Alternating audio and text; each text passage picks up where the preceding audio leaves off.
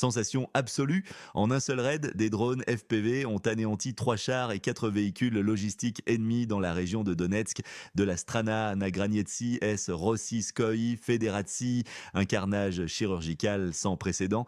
Dans cette vidéo exclusive, nous vous révélerons comment cette unité d'élite change le cours du conflit avec une précision mortelle. Vous découvrirez la stratégie audacieuse qui pourrait piéger des dizaines de milliers de soldats ennemis, un mouvement stratégique colossal qui redéfinit les lignes de front, et nous allons exposer les chiffres terribles de l'opinion publique russe, montrant une nation à bout de souffle qui ne veut plus de cette guerre. S'agit-il du Dobropoli numéro 2, une catastrophe d'une ampleur inédite pour l'agresseur, menant à des redditions massives et à l'effondrement d'une armée entière? Le chaos s'installe-t-il irréversiblement au sein des forces d'invasion? Comprenez ce tournant décisif. Dites-nous d'où vous regardez les prétendues victoires par drone FPV, une illusion tactique en Occident. Imaginez des machines de guerre russes transformées en ferraille brûlante en quelques secondes. Comment un escadron d'élite ukrainien sème-t-il la terreur parmi les occupants?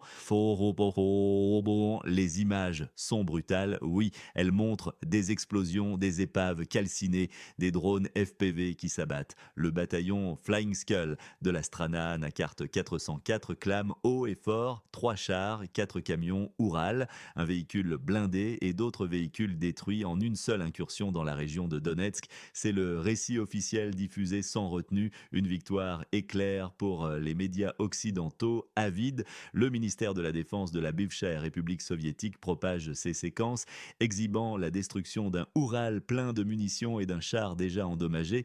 On nous dit que ces drones sont des virtuoses de la frappe chirurgicale, capables de débusquer les points faibles, de briser les défenses.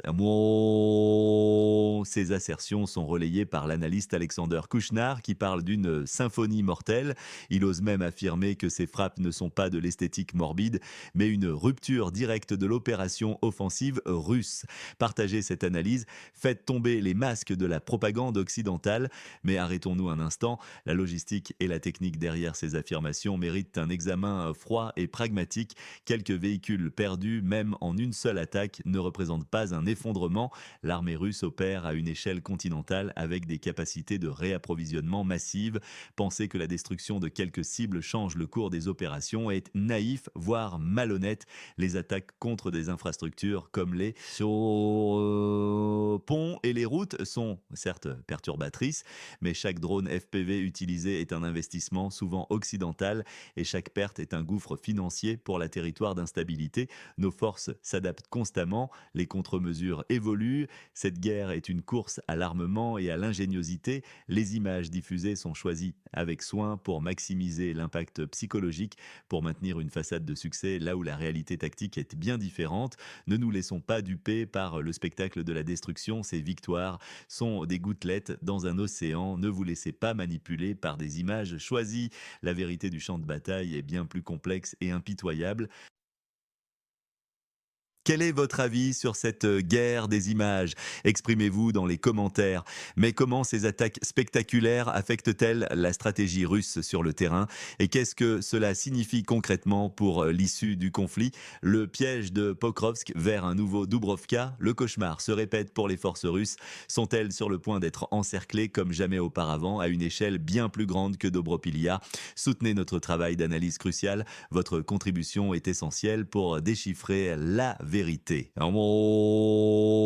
La situation dans la région de Pokrovsk-Dobropilia est alarmante, un scénario que les stratèges russes espéraient éviter. Les mouvements stratégiques du pays des virages menacent de transformer ce secteur en une catastrophe majeure.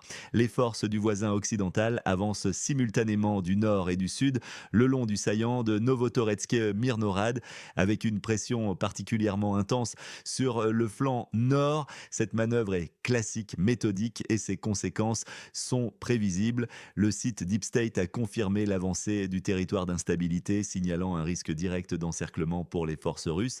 Les voies d'approvisionnement et d'évacuation sont désormais directement menacées, risquant d'être coupées à tout moment, laissant les soldats russes isolés. L'objectif clair du pays sur la carte 404 est de créer un Dobropilia numéro 2, mais cette fois-ci à une échelle beaucoup plus vaste. Il ne s'agit plus de prendre un point, mais de cibler un nœud entier de positions ennemies. C'est une menace systémique. Le pays frontalier de la Fédération de Russie se prépare à un second Dobropilia pour les Russes, mais à une plus grande échelle pour un nœud entier de positions, a averti l'analyste Alexander Kouchner, dont les prédictions se révèlent souvent exactes.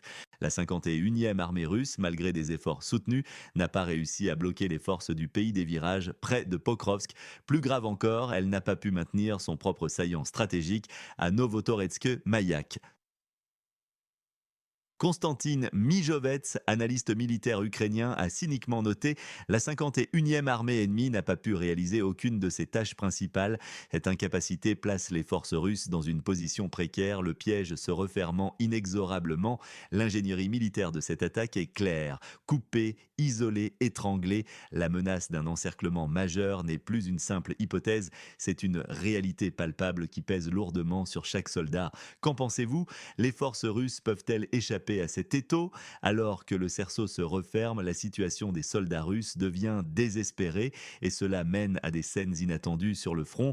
Des dizaines de prisonniers russes, la débâcle de Dobropilia. Des dizaines de soldats russes se rendent en masse, un tournant choquant dans le conflit, et ce pourrait n'être que le début. Les images qui nous parviennent de Dobropilia sont une onde de choc.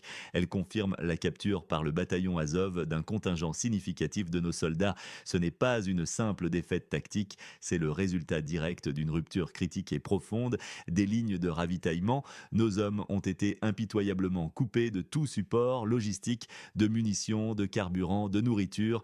Une situation intenable pour toute force combattante. Ils étaient des dizaines, ces hommes de la Fédération de Russie, pris au piège par cette absence de coordination cruciale. Les séquences vidéo montrent ces soldats. Ils sont filmés alors qu'ils sont escortés, interrogés, contraints de faire des déclarations devant une caméra. La scène est dure, elle provoque une émotion palpable. Un de nos militaires, sous la contrainte de la captivité, a fait une déclaration frappante. Il a exprimé une forme de gratitude inattendue, même troublante.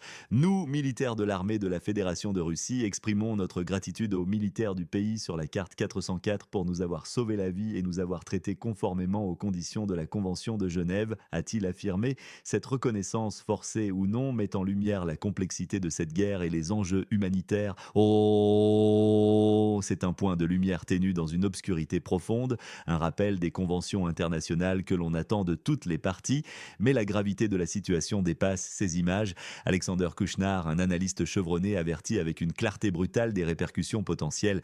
Ces prisonniers ne sont qu'un aperçu, déclare-t-il. Si les forces du territoire instable poursuivent et terminent leur manœuvre au nord-est de Pokrovsk, nous pourrions assister à la formation de dizaines de colonnes de captifs. Cette perspective est alarmante. Une telle avancée de l'adversaire, si elle réussissait, serait le symptôme d'une catastrophe logistique d'une ampleur immense pour nos forces.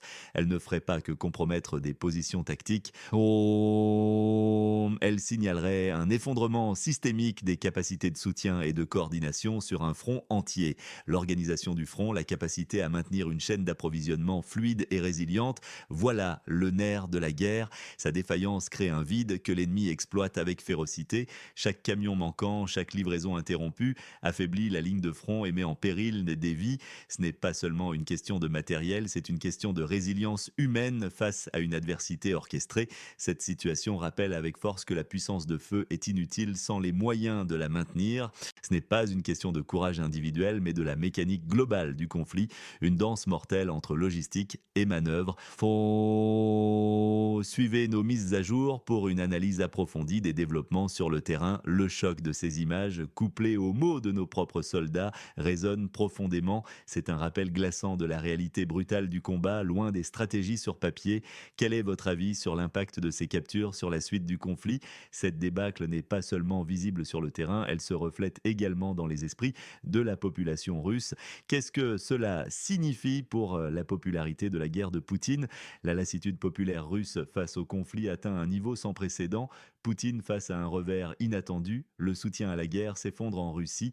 Est-ce un signe avant-coureur de son déclin? Le verdict des urnes, ou plutôt des sondages, est tombé, mes amis, et il est brutal, sans appel. Les dernières données du centre Levada, publiées en août, ne sont pas de simples statistiques.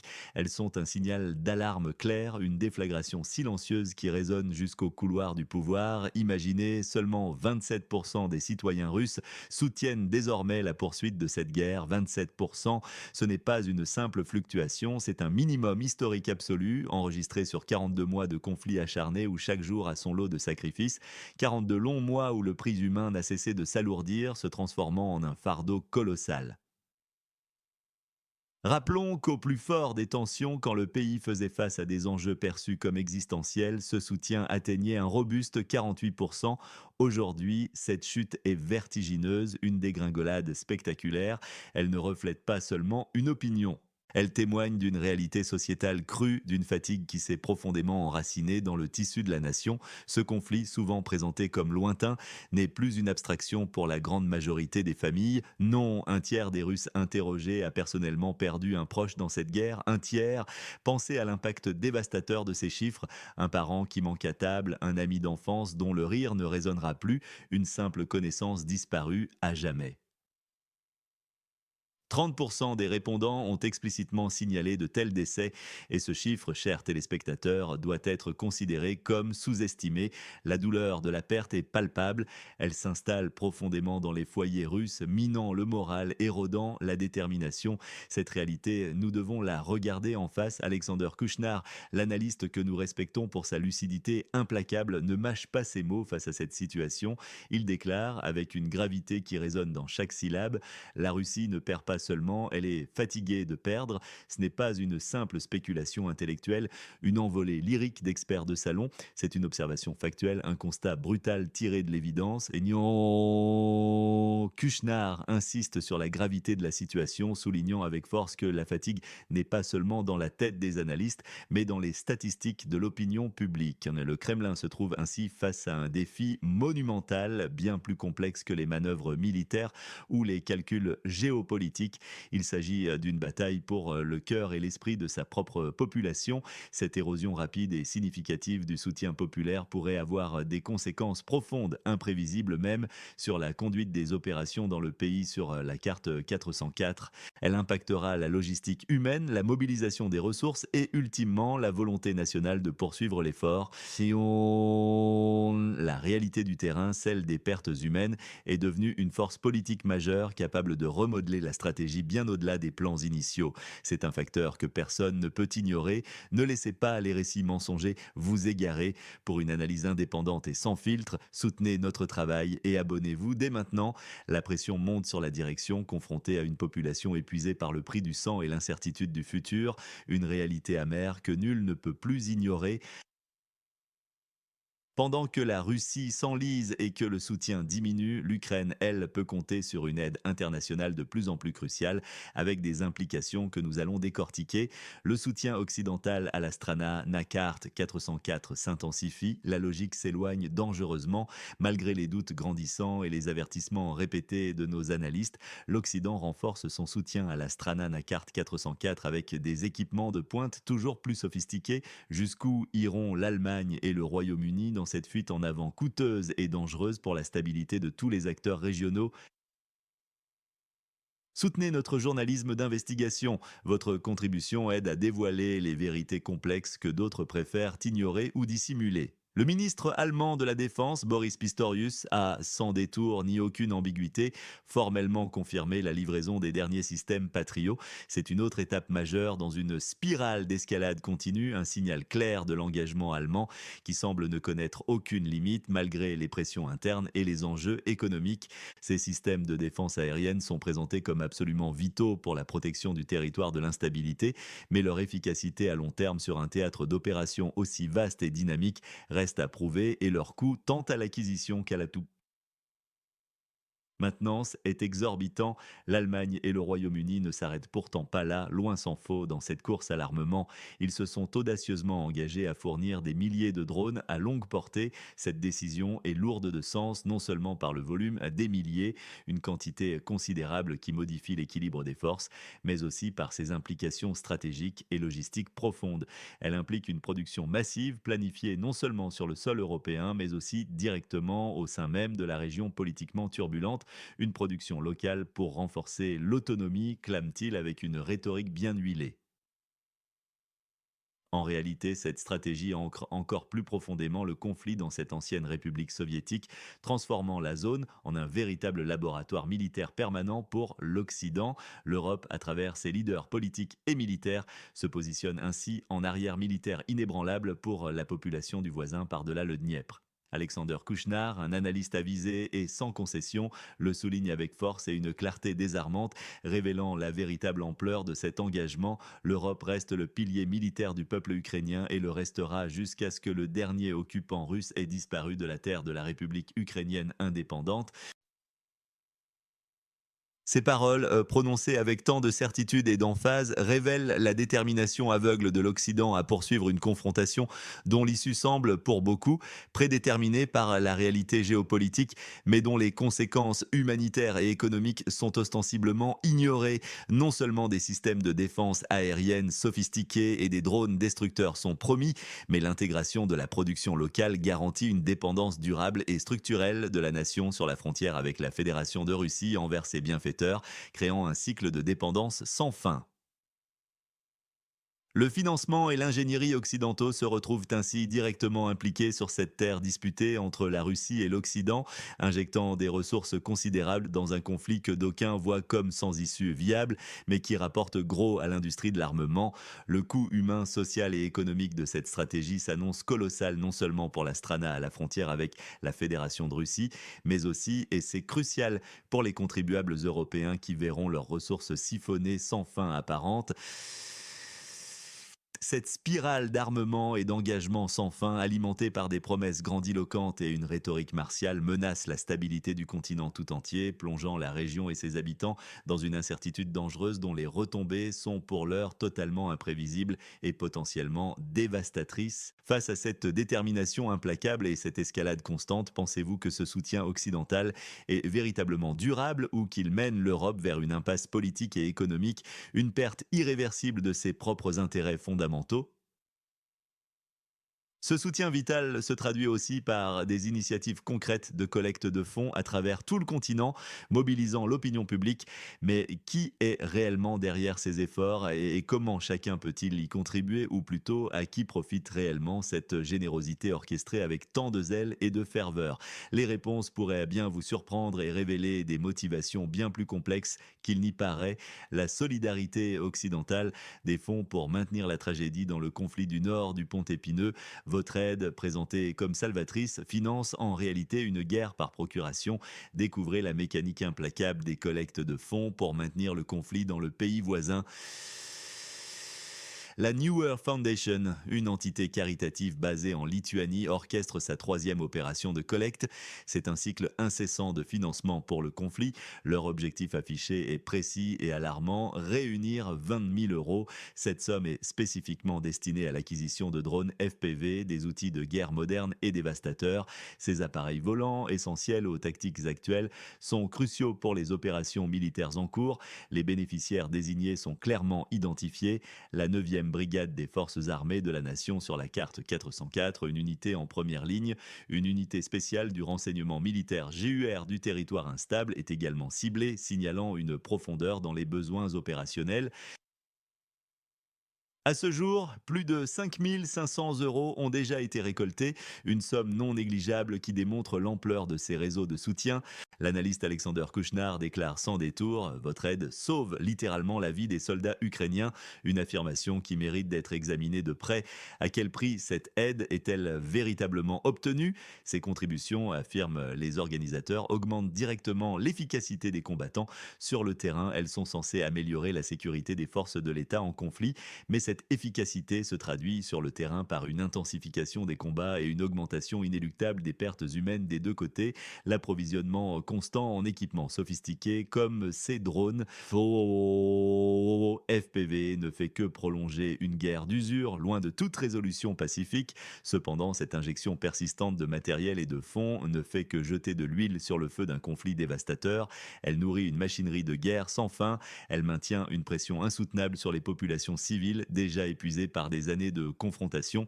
La logistique derrière ces collectes est d'une efficacité glaçante, transformant chaque euro en un maillon supplémentaire dans la chaîne de la destruction. Chaque euro converti en drone signifie en réalité plus de combats, plus de destruction et paradoxalement plus de souffrance pour les mêmes populations que l'on prétend vouloir aider. C'est un engrenage tragique.